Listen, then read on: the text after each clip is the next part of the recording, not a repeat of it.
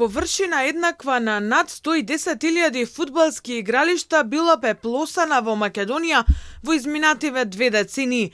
Пожарите кои беснеат речиси секое лето оставаат траги кои ќе бидат видливи со години па и децении. Неголемата загуба се старите и високо квалитетни шуми за чија обнова ќе бидат потребни меѓу 40 и 100 години, објаснува универзитетскиот професор Александар Трендафилов. Според него, поставањето под контрола на огнените стихии ќе мора да се спроведат акции за пошумување за колку толку да се врати изгубеното.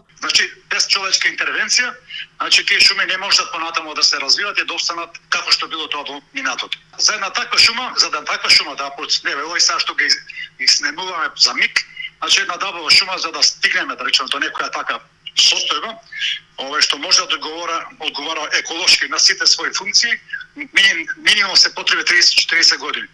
А во високите шуми, како што се буковите, еловите, смрачовите, да не збореме, таму веќе станува зборот 80, 90, 100 години. При обновата на шумите мора да се внимава и какви видови ќе бидат насадени.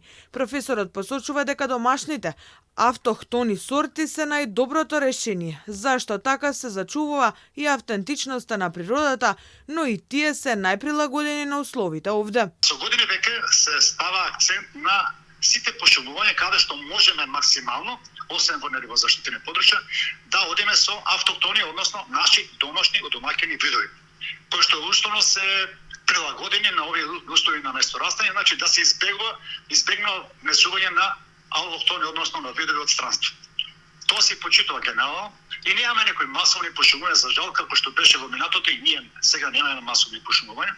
Во обновата по пожарите, освен со конкретни акции за пошумување, може да помогне и секој поединец.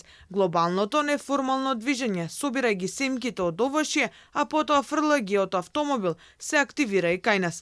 Тие преку социјалните мрежи апелираат ова особено да се прави кога ќе се патува низ опустошените предели и едно од 10 дрвца да никне ќе направи разлика. Инаку во пожарите освен растенијата страдаат и животните.